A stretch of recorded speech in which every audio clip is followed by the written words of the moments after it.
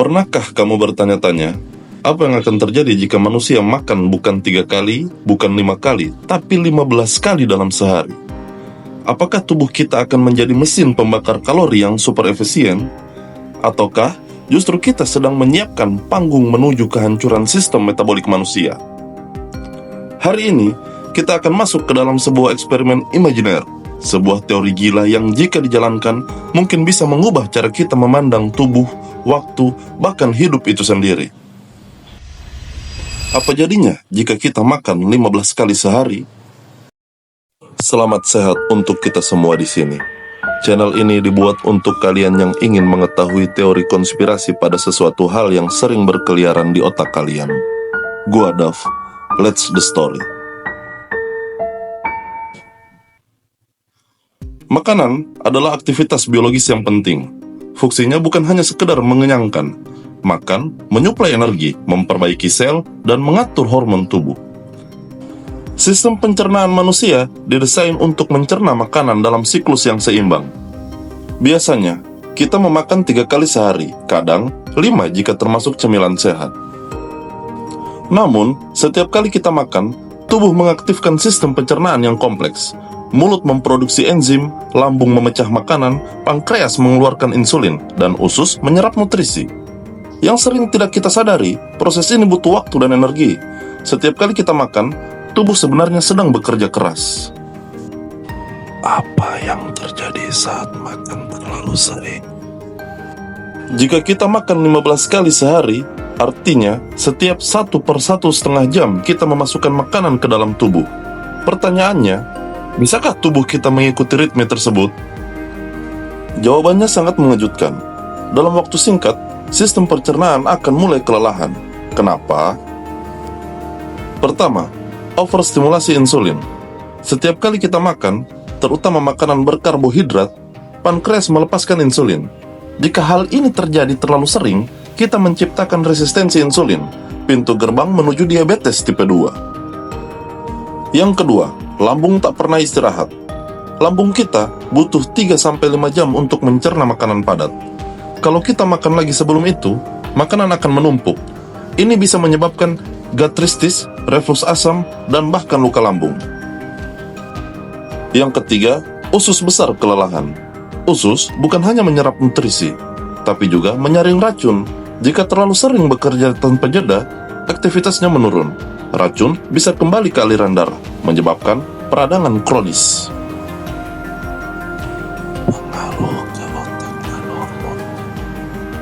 Sekarang, kita masuk ke bagian yang lebih menarik, yaitu otak. Makan bukan cuma soal perut, ini juga soal hormon, terutama ghrelin dan leptin. Ghrelin memberi sinyal lapar, dan leptin memberi sinyal kenyang. Jika kita makan 15 kali sehari, sinyal lapar akan terganggu. Tubuh tidak lagi tahu kapan harus lapar atau kenyang, dan akibatnya, kita bisa terus makan tanpa sadar sudah kenyang. Selain itu, makan juga mengaktifkan sistem penghargaan di otak, melepaskan dopamin, hormon kesenangan. Tapi jika kita terus-menerus makan, otak akan kebal terhadap dopamin. Ini mirip seperti kecanduan narkoba. Akhirnya, kita tidak makan karena lapar, tapi karena butuh sensasi dopamin. Skenario ini bisa menjelaskan kenapa banyak orang mengalami gangguan makan, seperti binge eating disorder. Mari bayangkan ini sebagai eksperimen, yaitu seseorang makan 15 kali sehari selama seminggu. Hari pertama hingga kedua, tubuh masih bisa menyesuaikan. Kamu akan merasa kenyang terus-menerus, mungkin mual, tapi belum ada dampak jangka panjang yang signifikan.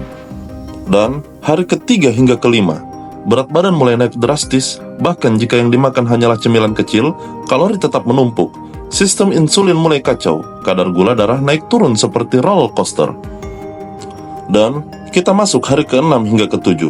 Sistem pencernaan mulai protes, sembelit, diare, atau refluks lambung bisa terjadi bersamaan.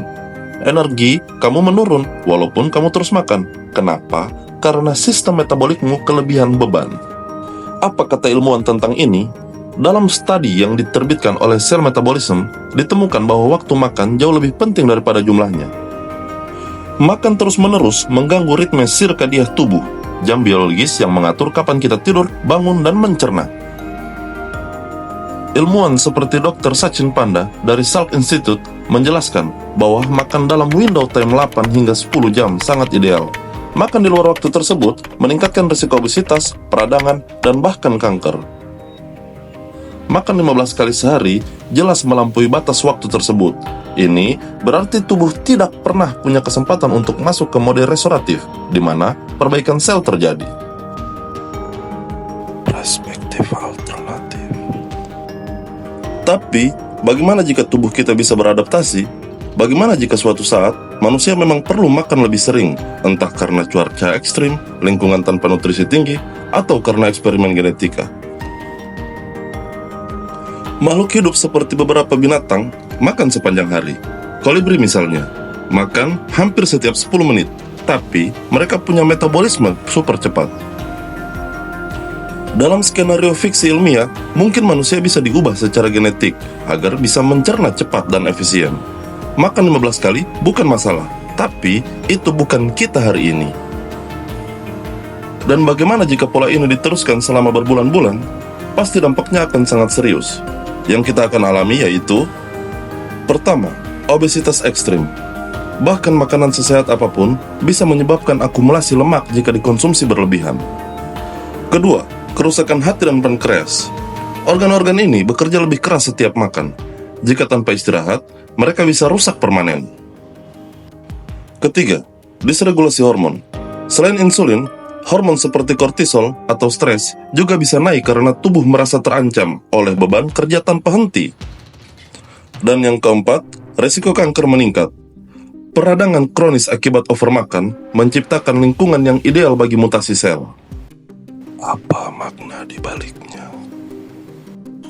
Makan bukan sekedar aktivitas biologis. Ia adalah ritual, budaya, bahkan seni. Kita makan untuk hidup, bukan hidup untuk makan. Makan 15 kali sehari bukan hanya tidak realistis, ia berbahaya. Tubuh kita, sekompleks apapun, tetap butuh istirahat, sama seperti kita butuh tidur setelah bekerja. Kadang, dalam dunia yang terus meminta lebih, jawabannya justru ada pada kesederhanaan.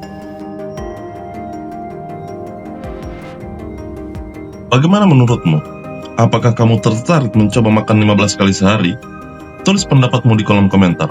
Klik like kalau kamu belajar sesuatu yang baru. Dan jangan lupa subscribe untuk teori-teori gila selanjutnya. Karena di dunia yang semakin aneh ini, pertanyaan paling gila justru bisa membuka pintu logika yang tak pernah kita duga.